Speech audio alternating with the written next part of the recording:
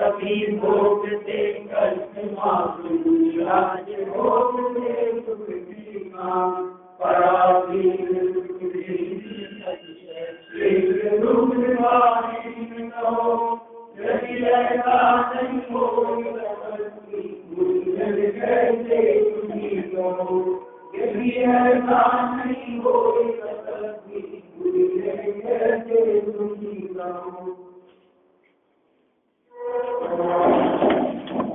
घर कुटुंब आदि सभी का स्वरूप यहाँ बहुत मार्मिक शब्दों में बतलाया कि भाई ये सब हमारे सुख के हेतु नहीं है, हमें बांध लेने वाले हैं, हमारे बंधन के मूल हैं। चाहे वो चित परिचित पत्नी हो, पुत्र हो, चाहे अन्य परिवारजन हो, वे सभी लोग हमें बांधने ही वाले हैं। इसलिए आचार्य देव ऐसा कहते हैं कि इनको छोड़कर ऐसा कहने का अभिप्राय यह है कि इनसे दृष्टि हटाकर निर्मल धर्म को भजो। साहब क्यों भजें और क्यों छोड़ें इसको? कहा यदि सुखमय सार चाहते हो, यदि आप सुख चाहते हो तो फिर इसको भजो, निर्मल धर्म को भजो।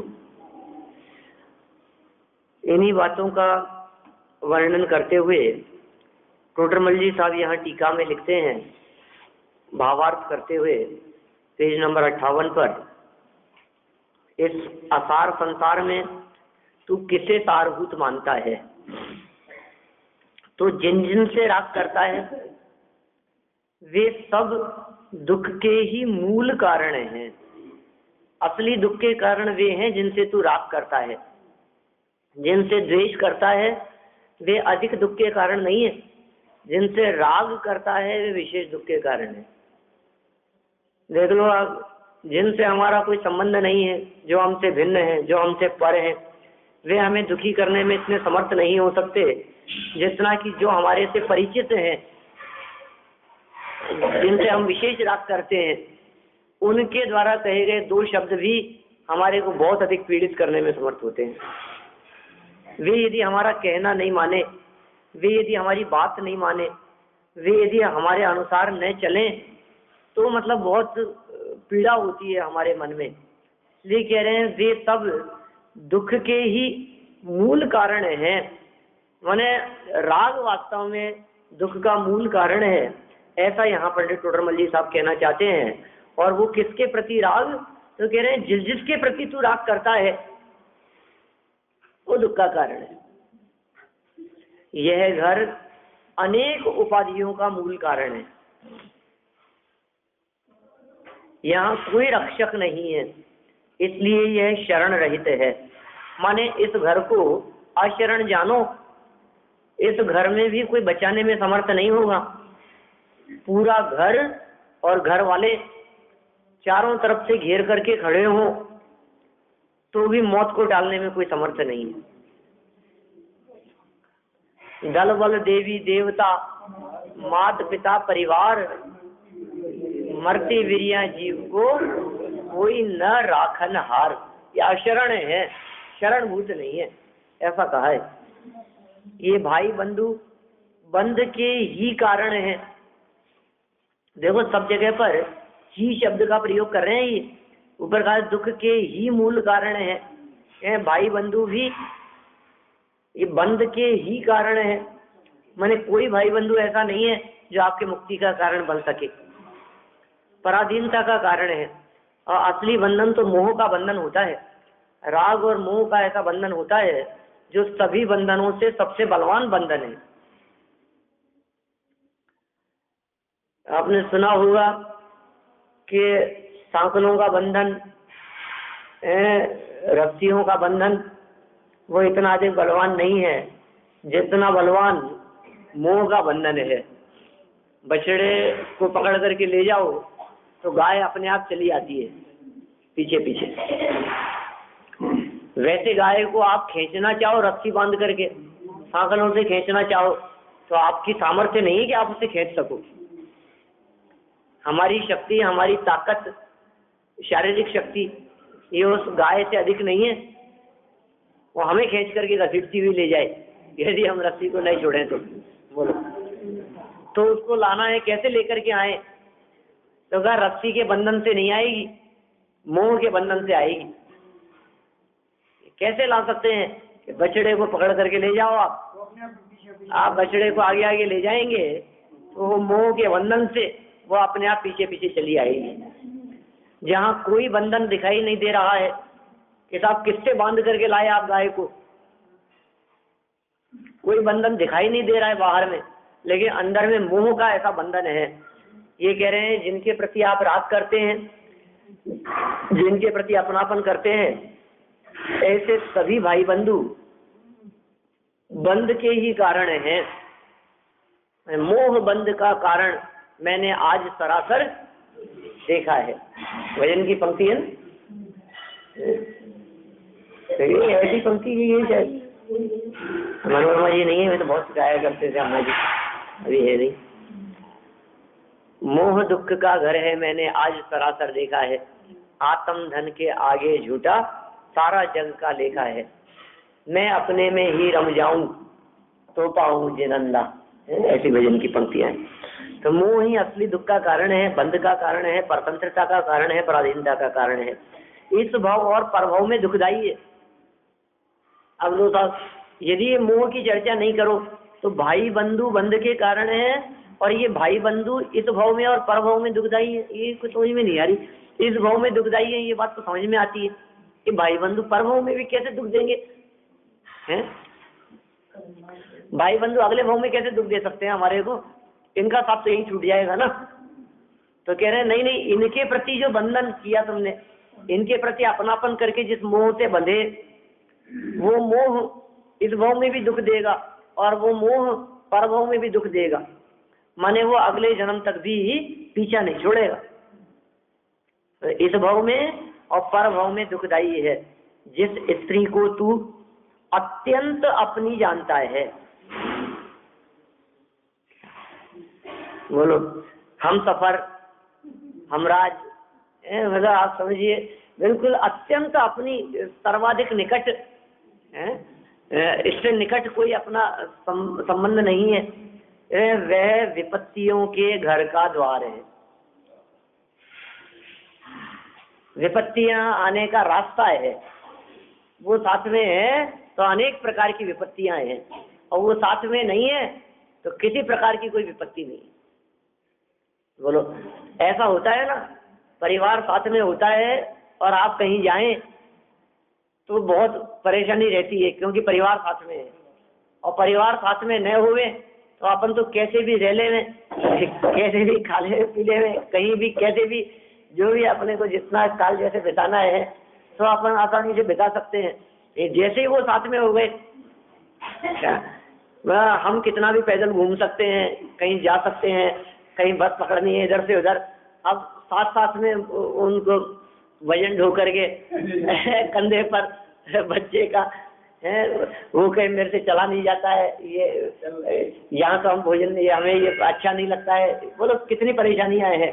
और आप भी परतंत्र हैं। आप मान लीजिए पंचकल्याण का मेला देखने कहीं गए हैं और परिवार साथ में है तो अनेक प्रकार की परेशानी है, और परिवार साथ में नहीं है तो आप ठीक है, कोई बात नहीं, जहाँ जगह मिली है किसी के भी साथ में कहीं भी। बोलो ये कह रहे हैं आपद का द्वार समझ लेना चाहिए। जहाँ साथ है वहाँ परेशानी है, और जहाँ साथ नहीं है, जहाँ स्वतंत्रता है वहाँ आनंद है। पराधीन स्वप्ने हूँ सुख नहीं, पराधीनता में स्वप्न में भी सुख नहीं है, और स्वाधीनता और स्वतंत्रता में सब जगह आनंद है। विपत्तियों का द्वार कह दिया, विपत्तियों के घर का द्वार माने समझिए उसकी मौजूदगी में हम जहाँ भी जाएंगे विपत्तियों के घर में प्रवेश करेंगे, ऐसा कहना चाह रहे हैं। जिस पुत्र को तू अपना अति प्रिय जानता है, अति प्रिय,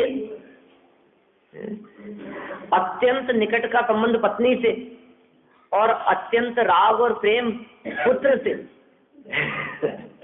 ये कह रहे हैं वह तेरा बैरी है, शत्रु है।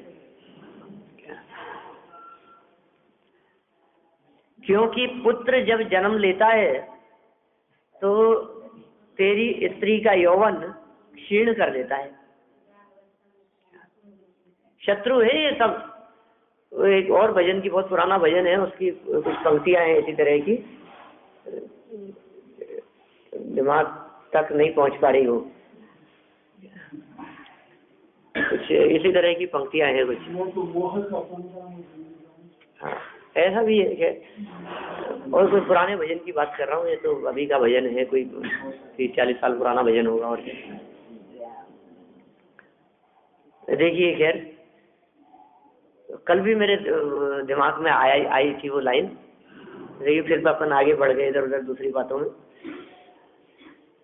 पुत्र जब जन्म लेता है तो तेरी स्त्री का यौवन क्षीण कर देता है, बाल्य अवस्था में तेरा मिष्ट भोजन छीन लेता है। तुमसे ज्यादा परवाह तुम्हारे पुत्र की होने लगती है क्या? उसको खिलाना पिलाना, उसको संभालना है, उसका ध्यान रखना, तो समझ लो तुम्हारी तरफ से ध्यान हट गया है। तो बेटे ठीक है, कोई देखिए क्या कह रहे हैं ये, बाल्य अवस्था में तेरा मिष्ट भोजन छीन लेता है, उसने छीन लिया, लेकिन मोह इतना हावी रहता है कि उसे वो मिष्ट भोजन छीनता हुआ नहीं दिखता है। कोई बात नहीं, खुद तकलीफ पा करके भी उसके सुख की सोचता है, क्योंकि उसके लिए धनार्जन की चिंता में तू मनोवांछित भोग नहीं भोग सकता। उसकी चिंता में इसके लिए कुछ तो होना ही चाहिए। अपने को कोई दिक्कत नहीं है, लेकिन इसके लिए अपने को कोई दिक्कत नहीं है, लेकिन क्या करें। ये कह रहे हैं, और जब वह समर्थ होता है, समर्थ हो गया, युवा हो गया, तो तेरा धन छीन लेता है। जब तक बालक था तब तक तो हमारा धन संपत्ति वैभव सब खुशी खुशी उसके लिए समर्पित था। हम आगे होकर के उसके पीछे पड़े रहते थे, खाने के लिए, संभालने के लिए, क्या चाहिए, कोई जरूरत तो नहीं है, हर समय सहयोग करने के लिए तैयार रहते थे। और जब वही समर्थ हो गया तो अब हम क्या देंगे उसको, वो अपने आप ही छीन लेगा। इस पर तो मेरा अधिकार है, मुझे चाहिए, व्यवस्था करके दो आप, मुझे वहां जाना है, मुझे इतने पैसे चाहिए, क्या नहीं, मुझे ये कोर्स करना है, इतने लाख रुपए लगेंगे तो आपको देना ही पड़ेगा, आप करो व्यवस्था कैसे भी करके। आपको हमारे पास में नहीं, कैसे नहीं है, आप ही करोगे व्यवस्था। ये कह रहे हैं धन छीन लेता है, इसलिए पुत्र के समान दूसरा कोई तेरा शत्रु नहीं है। और पुत्र प्राप्ति के लिए कितने उपाय करता रहता है? बोलो। हमारे अजमेर वाले गाँव का एक लेके आए थे छोटा सा, तो पंजाब देश मिला हुआ, वो लाना भूल गया, वो कई बार ला के दिखाऊंगा उसमें क्या क्या लिखा है, उसमें पुत्र प्राप्ति के लिए और क्या क्या कोशिश करता है, और वही पुत्र क्या करता है आखिरी में। सही बात है, वही सब आगे, हालांकि भाव की वही आ रहे सारे। बिल्कुल बिल्कुल, ये वस्तु स्थिति है जी। आचार्य देव तो यहाँ वस्तु स्थिति का ज्ञान करा रहे हैं। और ये मोह निद्रा के वशीभूत प्राणी की ऐसी दुर्दशा होती रहती है, दुख उठाता रहता है, परेशान होता रहता है, लेकिन कभी ऐसा विकल्प नहीं आता इसको कि मैं इनसे दृष्टि हटाकर अपने आप के बारे में भी विचार करूं। और जब अपने आप के बारे में विचार की बात करते हैं तो ज्यादा से ज्यादा इसका दिमाग और इसकी बुद्धि विचार करती है बुढ़ापे तक की, और उसमें भी सिर्फ देह तक की, और बाहरी अनुकूलताएं बुढ़ापे तक अपने पास में बनी रहे, मतलब इतना ही अपने बारे में सोच पाता है। इससे आगे अपने आप के बारे में सोचने का इसको कुछ अवसर ही नहीं मिलता है, सोचता ही नहीं इससे ज्यादा कि इससे भी अलग मैं और कुछ हूँ। ज्यादा से ज्यादा ये समझता है कि मैंने बुढ़ापे का इंतजाम कर लिया, मैंने इंतजाम करके रखा है सब, बिल्कुल। अपन ऐसे मूर्ख नहीं है क्या उसकी जैसे कि उसने बंटवारा कर दिया बच्चों में और खुद कंगाल हो गया। अपन ने तो पहले ही बिल्कुल अपनी वसीयत में लिख रखा है, जब तक जिंदा हूं तब तक मेरा है। मेरे 100 वर्ष पूरे हो जाने के बाद फिर उसके बाद में इसका अधिकार है। और मरने के पहले यदि मेरा विचार बने तो मैं अपना विचार बदल भी सकता हूँ क्या। यदि ये मुझे अंत समय तक न संभाले, यदि ये मेरी सेवा न करे, यदि ये मेरे अनुकूल न चले, तो मैं पूरी संपत्ति से इसको बेदखल भी कर सकता हूँ क्या। पूरी संपत्ति मैं किसी संस्था में दान दे करके जा सकता हूँ। ऐसे भी कई लोग हैं कह रहे हैं देखो हमारे पिताजी दान ही दान करते। ऐसी स्थिति है, सच बात है ये। तो मैंने अंत समय के बारे में ऐसा विचार करके इकट्ठा करके अपना धन बच्चों में न बांट करके ऐसा समझते हैं कि अपन तो सुरक्षित है, अपने साथ कभी ऐसी नौबत नहीं आएगी। लेकिन भाई साहब आप सोच रहे हैं कि धन सुरक्षित है इसलिए अंत समय में अपनी ऐसी नौबत न आएगी कि घर से निकलना पड़े। लेकिन यदि इस शरीर ने साथ छोड़ने की सोच ली, ये शरीर बिगड़ गया, धन आपके पास में है इसलिए बच्चे तो नहीं बिगड़ेंगे क्या, वो तो आपके विरोध में नहीं चलेंगे। लेकिन धन की ये तन तो नहीं सुनता है, धन की आवाज बच्चे तो सुन ले रहे कि पिताजी के पास में बहुत धन है इसलिए बच्चे तो आपके निर्देशन में चले। लेकिन धन बहुत होने से ये तन तो नहीं सुनता है ना। ये तन बिगड़ गया तो धन किस काम आएगा क्या? और तूने अपने धन और वैभव के लिए बच्चों को न बताया और ये तन छूट करके चला गया तो वो धन न तो तेरा रहेगा और न बच्चों के हाथ लगेगा क्या, मालूम कहाँ चला जाएगा। देखो इसलिए कह रहे हैं कि तू एक बार उन सबसे दृष्टि हटाकर अपने आप को देख, पुत्र के समान भी तेरा कोई शत्रु नहीं है। इन सबको छोड़ जो तेरे दुख के कारण दिखाई देते हैं, प्रकट दुख के कारण दिखाई दे रहे हैं। दौलत राम जी के शब्दों में कहूं तो रागादि प्रकट ये दुख देन, ये प्रकट में दुख देने वाले दिखाई दे रहे हैं। पुत्र दुख दे रहा है ऐसी बात नहीं है, लेकिन पुत्र के प्रति जो विशेष राग है वो हमारे को दुख दे रहा है। तथा तू सुख चाहता है तो एकमात्र निर्मल जैन धर्म का सेवन कर, एकमात्र जैन धर्म का सेवन कर, उसका पालन कर, उसे अपने जीवन में उतारने का प्रयास कर। क्योंकि सुख चाहने वालों के लिए इसके अतिरिक्त दूसरा और कोई मार्ग नहीं है। दुनिया में कोई धर्म दर्शन ऐसा नहीं है जो इसको शाश्वत सुख की बात करता हो, जो इसके परमात्मा बनने की बात करता हो। सभी बंधन और पराधीनता की बात करेंगे, सभी पराधीन कर लेने की बात करेंगे और सभी ये कहेंगे कि तुम्हें सुखी होना हो तो परमात्मा की शरण में चले जाओ। और उनके परमात्मा भी ये कहेंगे कि आजा बेटा मेरी शरण में, मैं तेरा कल्याण कर दूंगा। तो किसी की शरण में जाना इसका मतलब है परतंत्र होना। जो सुख परमात्मा के अधीन हो वो सुख आनंदकारी कैसे हो सकता है? क्योंकि पराधीनता में तो सपने में भी सुख नहीं है। मेरा सुख यदि परमात्मा के अधीन हो तो फिर वो सुख ही नहीं है, पराधीनता है ना। इसलिए स्वाधीन सुख, स्वाधीन आनंद बस लो जहां भी प्राप्त हो। जहां कहीं पर भी ये स्वाधीन सुख मिले तो कहाँ मिल सकता है कि स्वाधीनता की चर्चा करने वाले जैन धर्म में ही वो सुख मिल सकता है। क्योंकि जैन धर्म जैसी स्वाधीनता की चर्चा अन्य कहीं नहीं है। कि इतनी स्वाधीनता और स्वतंत्रता की चर्चा करता है जैन दर्शन कि एक एक कण स्वतंत्र है,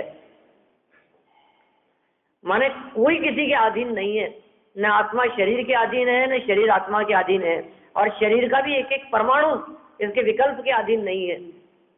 माने आंखें कान के अधीन नहीं है और कान नाक मुंह के अधीन नहीं है, इसमें स्वतंत्र है। इस उंगली में यदि कुछ हो जाए तो इस उंगली के अधीन नहीं है, इसलिए स्वतंत्रता है। एक परमाणु दूसरे परमाणु का कुछ बिगाड़ नहीं सकता, कुछ बिगाड़ता नहीं है, सब है अपने में स्वयं पूर्ण। अणु अणु स्वयं में पूर्ण है, कर्ता न धरता कोई है, अणु अणु स्वयं में लीन है। आत्म बने परमात्मा वो शांति सारे देश में है, देश न सर्वोदयी महावीर के संदेश। ये भगवान महावीर स्वामी का ऐसा संदेश है कि कण कण की स्वतंत्रता को पहचान लो, स्वाधीनता को पहचान लो और इस स्वाधीनता का उपभोग करो। जो स्वाधीनता को पहचानते हैं वे स्वाधीनता का उपभोग करते हैं, और जो स्वाधीनता का उपभोग करते हैं इसका मतलब है वे आनंदित रहते हैं, वे प्रसन्न रहते हैं। किसी के अधीन मत हो। देखिए कह रहे हैं समभाव धारण करने की प्रेरणा। कैसी प्रेरणा दे रहे हैं? जैन धर्म का सेवन करो, और जैन धर्म किसका नाम है? तो समता भाव में ही जैन धर्म समाहित है, वितराग भाव में जैन धर्म समाहित है, अकर्ता भाव में जैन धर्म समाहित है। तो जैन धर्म का सेवन करो माने समता भाव अंदर में धारण करो, सहज रहो, ज्ञाता दृष्टा बनकर के रहो, जानने देखने वाले बनकर के रहो। वीतराग भाव से ही मोक्ष मार्ग की शुरुआत है, वीतराग भाव के बिना मोक्ष मार्ग होता नहीं है। और वीतराग भाव माने समभाव। समभाव का मतलब न काहू से मित्रता और न काहू से द्वेष, किसी से राग नहीं और किसी से द्वेष नहीं, उसका नाम है समता भाव। और ये समता भाव चारित्र का लक्षण है, ये सम्यक चारित्र है। और चारित्रम खलु धम्मो, चारित्र वास्तव में धर्म है, चारित्र ही निश्चय से धर्म है। तो कौन सा चारित्र धर्म है? कि रात्रि भोजन त्याग? कि नहीं, कौन सा चारित्र धर्म है? देख करके चलना? कौन सा चारित्र धर्म है? प्रतिमाधारी हो जाए, कपड़े उतार देवे, वो धर्म है? ये कह रहे हैं सबसे पहले जिस चारित्र को धर्म कहा गया है वो चारित्र वीतराग भाव और समता भाव का नाम है। फिर जिसके हृदय में वीतराग भाव और समता भाव होता है फिर उसके कपड़े भी उतरे बिना नहीं रहते, अपने आप प्रक्रिया चलती रहती है वो वीतराग भाव के माध्यम से। इसलिए समभाव धारण करने की प्रेरणा देते हैं। और इस समभाव की चर्चा करते हुए यहाँ तो देखिए उत्थानिका में क्या कह रहे हैं। कोई पूछता है कि ये घर आदि हमारे लिए उपकारी नहीं है परंतु धन तो उपकारी है, इसका समाधान आगामी चंद्र में करते हैं। माने किसी को ऐसा लगता हो कि भाई घर तो कोई बात नहीं, आचरण है, घर तो चूने मिट्टी का खड़ा है, घर का क्या होगा, ठीक है, और परिवार भी साथ नहीं देता, सब स्वार्थ के सगे हैं। लेकिन धन में तो ऐसे स्वार्थ बने की वृत्ति नहीं दिखती है। सब कुछ खरीद सकता हूँ क्या बोलो आप? धन तो स्वार्थी नहीं हो सकता है ना। धन तो जिसकी जेब में उसका, जिसका अधिकार उस पर उसका, मैं चाहूं जैसा खर्च करूं, उससे चाहूं जो खरीदूं, इधर मेरे कंट्रोल में है ना। परिवार भले मेरे हिसाब से नहीं चले लेकिन धन तो मेरे हिसाब से खर्च कर सकता हूं। तो ये कह रहे हैं भले ही जगत जन घर बार आदि स्त्री पुत्रादिक हमारे लिए उपकारी नहीं है लेकिन धन तो हमारे लिए उपकारी होगा। उसका समाधान करते हैं कि धन भी तेरे लिए उपकारी नहीं होता है भैया। शार्दुल विक्रीण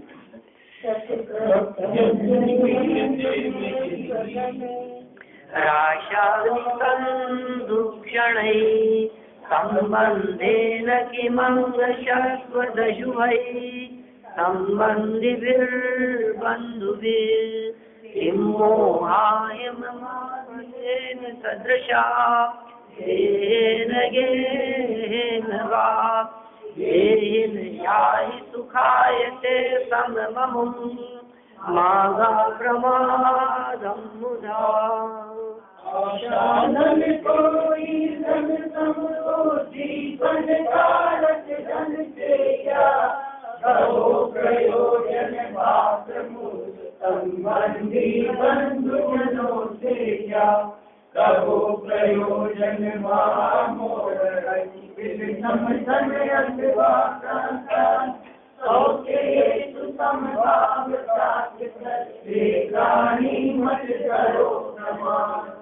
हे प्राणी मत करो प्रमाद।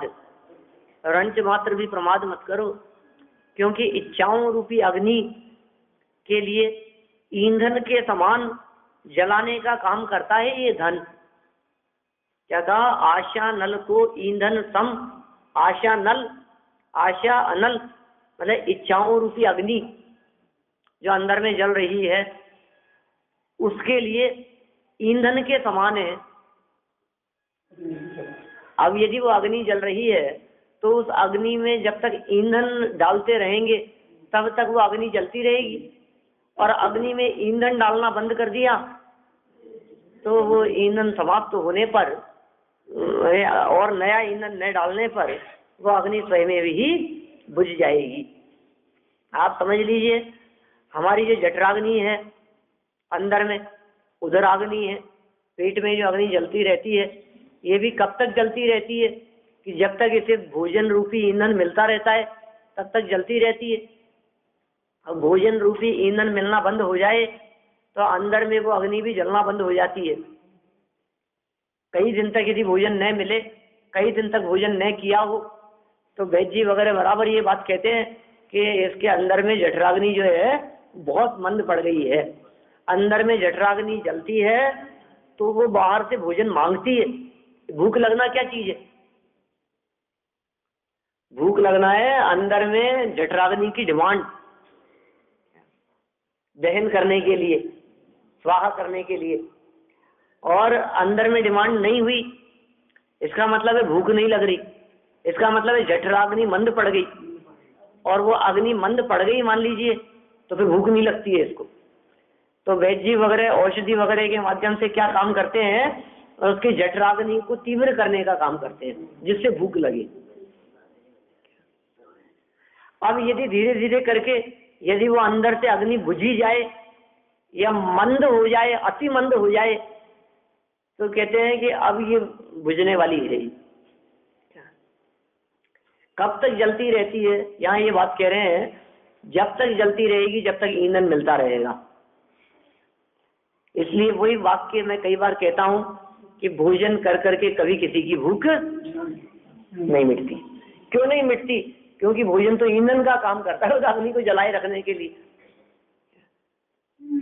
आपको भूख मिटाना है, भोजन का जिन्होंने सर्वथा त्याग कर दिया उनके अंदर की अग्नि वो बुझ गई और भोजन का अब जरूरत नहीं रही, भोजन की अब भूख ही नहीं लगती है, ये कह रहे हैं। अब देखिए, अब इसमें भी और विशेष बात है, जो जितना भोजन करने लग जाता है उसकी जो अग्नि है अंदर में वो उतने से ही तृप्त हुआ करती है कुछ काल के लिए, और जो जितना ज्यादा करता है उसकी जठराग्नि उतनी ही तीव्र रूप से जला करती है, उसको उतने ही ईंधन की जरूरत होती है। आपने कई लोग ऐसे देखे होंगे जो वर्षों से एक डेढ़ रोटी खाते, बहुत वर्षों से 2 ही खाते हैं, और बहुत ऐसे हैं जो 4 के बिना भूख ही नहीं मिटती है, 4 तो कम से कम है। तो वो लोग कोई की 4 में भूख मिटती है और कोई की 2 में और कोई की 1 में ही, उसके पीछे क्या कारण है? और सदा से ऐसा नहीं कि जो 1 रोटी खा करके उठाए इसका मतलब वो भूखा उठ गया हो, और जिसने 4 खाई है इसका मतलब उसने बहुत ज्यादा खा ली हो। क्या ऐसा नहीं है? वो 4 खा करके भी उसने अपने जठराग्नि के योग्य खाया है, और वो 1 खा करके भी अपने उसके योग्य ही खाया है। हाँ, वो आपने बताया था एक बार, शायद चाय पीते हैं, शायद चाय भी एक ही बात। और कितने बरस हो गए? 50 साल का तो बेटा हो गया।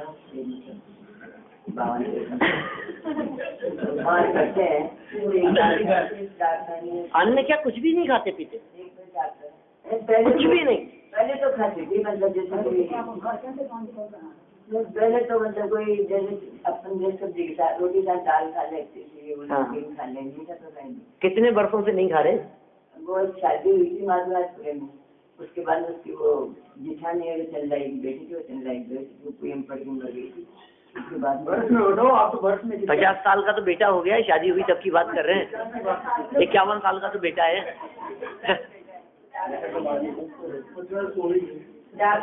हाँ, कुछ नहीं। अभी ये कह रहे हैं पहले तो मतलब सिर्फ चाय पीती थी, इसके अलावा और कुछ नहीं। और अभी स्थिति ये है, अभी बदलाया अम्मा जी ने, जैसे चाय भी एक ही बार, दिन भर में एक बार चाय।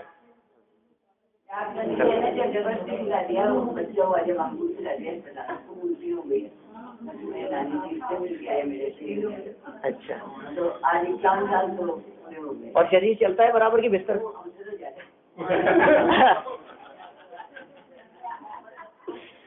अब बोलो आप। ये बड़ा स्वतंत्रता है साहब इसमें। कोई बात नहीं, हाँ मतलब चाय से उनका जो शरीर चलता है चाय से चलता है।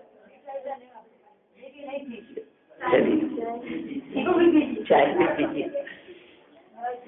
चलिए, अपन कहाँ पढ़ रहे हैं? आशा नल को ईंधन के समान, आशा इच्छाओं रूपी अग्नि को ईंधन देने के समान उद्दीपन, उद्दीपन मतलब प्रज्वलित, कारक माने कारण। धन से क्या, धन से क्या मतलब है उसका? ऐसे धन से क्या मतलब जो धन और अधिक ईंधन का काम करता है। देख, धन की बिल्कुल स्थिति ऐसी है, जिनके पास धन नहीं है वे सुखी है।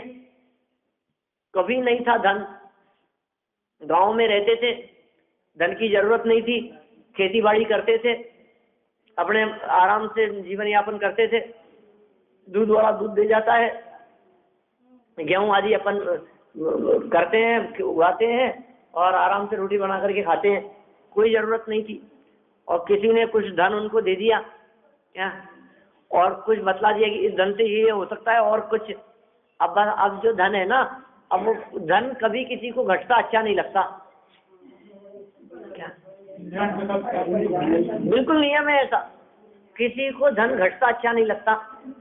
आप देख लीजिए, आपके पास में आज जितना भी पैसा है, मान लीजिए आपने, आपके पास में, बहुत ज्यादा की बात भी नहीं करें, मान लो 50,000 आपने जोड़ करके रख रखे हैं, आपने जोड़ के रख रखे हैं, है ना, आपके पास में। क्या किसी कारणवश आपको 10-5 हजार उसमें से खर्च करने पड़ गए, तो आप 50 तो पहले ही थे, कम कम हो रहे हैं। क्या क्या अब महीने 2 महीने तक वो 35 बने रहे, तो आपको लगता है 50 तो पहले ही हो गए थे।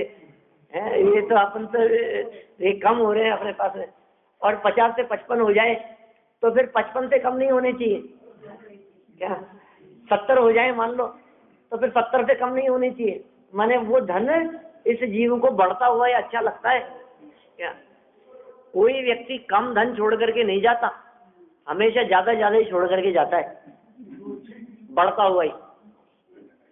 इसको खर्च करना अच्छा नहीं लगता, तो खर्च भी करता है, मान लो कदाचित करना भी पड़े, खेत खिन्न होकर के खर्च करना भी पड़े, तो वापस कम से कम इतना तो मेरे पास में था ही, तो इतना तो अपने को वापस होना ही चाहिए अपने पास में।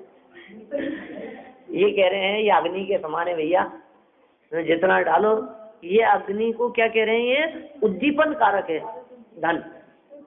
ऐसे धन से क्या करोगे आप जो आपकी इच्छाओं को और अधिक बढ़ाता है, आपकी आकुलता को और अधिक बढ़ाता है।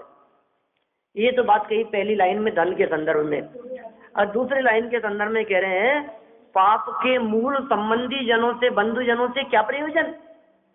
बोलो, इच्छाओं के मूल, इच्छाएं बढ़ाने में कारणभूत ऐसे धन से क्या प्रयोजन? और पाप के मूल संबंधी बंधुजनों से क्या प्रयोजन? कहो। और कह रहे हैं और क्या प्रयोजन? महामोह रूपी अहि, अहि जानते? अहि कहाँ पढ़ा, कहाँ सुना? नीचे लिखा है नहीं? और 41वां नंबर का श्लोक अहि क्या श्लोक है? भक्तामृत का 41वां श्लोक। रक्ते क्षणम समझ कोकिल करी, 41। मैं सर्प वाले की बात कर रहा हूँ, रक्ते क्षणम वाले की बात कर रहा हूँ। 41 वही है, ठीक। रक्ते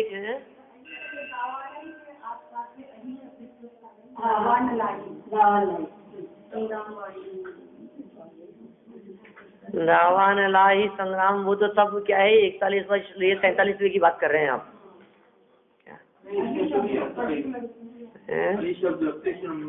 नहीं है? तो अही अही की जो चर्चा की है ना, वो वहाँ 47वें में की है, 41वें श्लोक का प्रतिनिधित्व करते हुए। 47वें श्लोक में जो बतलाया ना पूरा, वो अही ध्यान तो आ रहा है मेरे को, दवा नलाही कह दिया ना। चलो मृगराज दवा नलाही, अही अही शब्द अपन ने भक्तामृत में पढ़ा है और उसका अर्थ होता है सर्प। यहाँ क्या कह रहे हैं, महामोह अही, महामोह रूपी अही बिल, सर्प के बिल के समान तन अथवा प्रासाद। ये शरीर और ये महल महान मोह रूपी सर्प का बिल है। अब बोलो सांप के बिल में कौन जाना चाहेगा? सांप के बिल में कौन हाथ डालने को तैयार है? कोई तैयार नहीं है, लेकिन यहाँ सब तैयार है बिल्कुल। तन और घर दोनों के साथ में।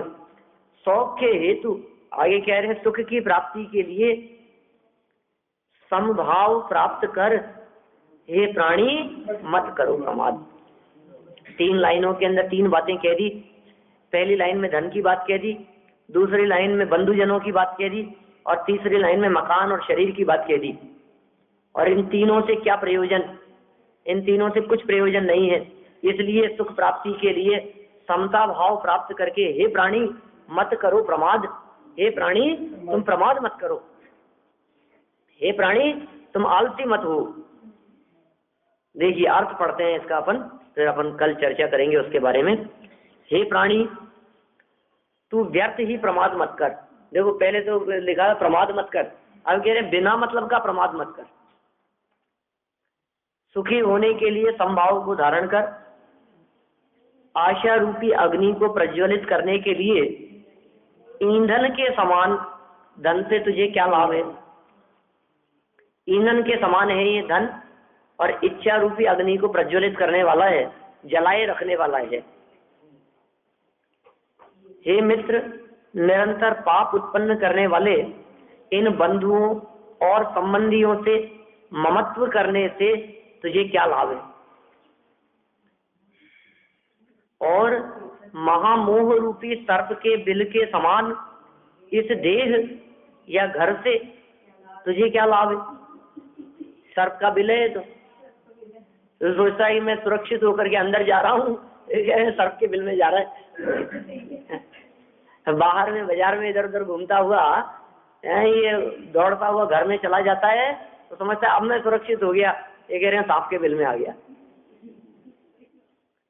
महामोह रूपी सर्प के बिल के समान इस देह या घर से तुझे क्या लाभ है?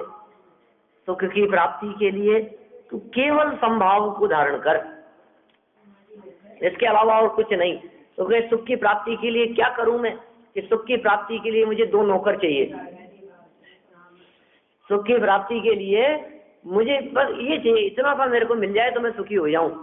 ये कह रहे हैं तू केवल संभाव धारण कर, इसके अलावा दूसरा कोई उपाय नहीं है सुख प्राप्ति के लिए। इसके अलावा दूसरा कहीं सुख मिलता ही नहीं है। प्रमादी होकर व्यर्थ ही रागादि भाव रूप परिणमन मत कर। देखो और विशेष बात, कोई व्यक्ति प्रमादी का अर्थ ये समझे कि सो जाने का नाम प्रमादी होना है, कोई काम नाम नहीं करने का नाम प्रमादी होना है। ये प्रमाद मत कर। इसको ऐसे लगता है मैं कहाँ प्रमादी हूँ, कितनी मेहनत करता हूँ। सुबह से आपको पता है सुबह 7 बजे घर से निकलता हूँ और रात को 11 बजे तक का ठिकाना नहीं है, कितनी मेहनत करता हूँ। आप मुझे प्रमादी कह रहे हो, अपने आप को देखो सोते पड़े रहते हो। ये कह रहे हैं प्रमाद किसका नाम है? ये कह रहे हैं प्रमादी होकर व्यर्थ ही रागादि भाव रूप परिणमन मत कर। रागादि भाव रूप परिणमन करने का नाम प्रमादी होना है। अंतिम लाइन कितनी मार्मिक लाइन कह दी आचार्य ने। प्रमादी होकर व्यर्थ ही रागादि भाव रूप परिणमन मत कर। तो प्रमाद किसका नाम है? कि जितना राग उतना प्रमादी, जितना रागादि भाव रूप परिणमन उतना प्रमादी। ये प्रमाद की व्याख्या है। तो इस तरह से प्रमाद का सही अर्थ समझकर जब प्रमाद छोड़ने की बात हो तो नहा धोकर के तैयार होने की बात न समझकर मोह राग आदि छोड़ करके अप्रमादी होने की बात है। असली प्रमाद रहित तो अप्रमत्त गुणस्थानवर्ती सप्तम गुणस्थानवर्ती शुद्धोपयोगी मुनिराज होते हैं। अप्रमत्त, प्रमत्त मतलब प्रमाद 6वें गुणस्थान तक के जीव प्रमादी हैं, और 7वें गुणस्थान वर्ती जो जीव हैं, जिन्होंने मोह पर विजय प्राप्त कर ली, जिन्होंने रागादिक पर विजय प्राप्त कर ली, जिन्होंने कषायों को जीत लिया, जिनके अनंतानुबंधी अप्रत्याख्यान और प्रत्याख्यान न बची हो, वे मुनिराज, वे भावलिंगी संत, मोह जयी, वे असली अप्रमादी हैं। और हमें इसी तरह की प्रेरणा दे रहे हैं, संभाव को धारण करके प्रमादी मत हो और रागादि रूप परिणमन मत करो। इस तरह की बात यहाँ इस छंद के अर्थ में कही है।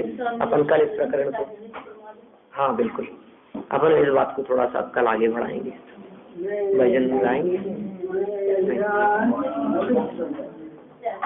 आखिरकार है झूठा सब संसार है, क्यों माया में मुगद घने हो, चमत्कार जिन चार है। आखिरकार है झूठा सब संसार है, क्यों माया में मुगद घने हो, चमत्कार जिन चार है। हो तुम चाहे भूलो मरने को, मौत न तुमको भूलेगी, मौत न तुमको भूलेगी। हो तुम चाहे भूलो मरने को, मौत न तुमको भूलेगी, मौत न तुमको भूलेगी। कितना सर पर बार है, क्यों ना तुम्हें विचार है, क्यों माया में मुगद बने हो, चमत्कार दिन चार है।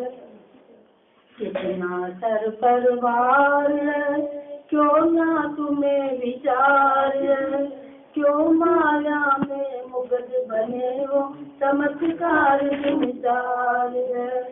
ओ आने वाला जाने की भी टिकट कटा कर लाता है। ओ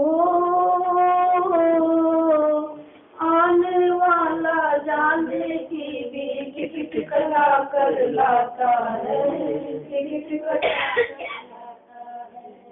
गाड़ी तैयार है, कोई न साथीदार है, क्यों माया में मुगद बने हो, चमत्कार दिन चार है। बस गाड़ी तैयार है, कोई न साथीदार है, क्यों माया में मुगद बने हो, चमत्कार दिन चार है। हो कहाँ से आई कहाँ जाना है, किसको भी है पता नहीं, किसको भी है पता नहीं। हो कहाँ से आई कहाँ जाना है, किसको भी है पता नहीं, किसको भी है पता नहीं। बिच का संसार है, स्त्री पुत्र का प्यार है, बिच का संसार है, स्त्री पुत्र का प्यार है, क्यों माया चमत्कार दिन चार है। चलना आखिरकार है, झूठा सब संसार है, क्यों माया में बने, चमत्कार दिन चार है। हो मधुर स्वप्न के महल बनाए, आँख खुली जब कुछ भी नहीं, आँख खुली जब कुछ भी नहीं। हो मधुर स्वप्न के महल बनाए, आँख खुली तो कुछ भी नहीं, आँख खुली तो कुछ भी नहीं। जी के यार है, सारे बेदरकार है, जी के यार है, सारे बेदरकार है, क्यों माया में मुगद बने हो, चमत्कार दिन चार है। चलना आखिरकार है, झूठा सब संसार है, क्यों माया में मुगद बने हो, चमत्कार दिन चार है। ओ तेरा मालिक तू ही है, बस तेरा जो कुछ तेरा है, तेरा जो कुछ तेरा है। ओ तेरा मालिक तू ही है, बस तेरा जो कुछ तेरा है, तेरा जो कुछ तेरा है। सब कुछ सारे चंदन जय जयकार है, तो क्यों माया में मुग्ध बने, चमत्कार जिनचार है। आखिरकार झूठा सब संसार, क्यों माया में मुग्ध बने, चमत्कार जिनचार। जवानी के प्यार से तुझे लो पारो, तो मानी मत नमो राधे सिंधु, राधे सिंधु।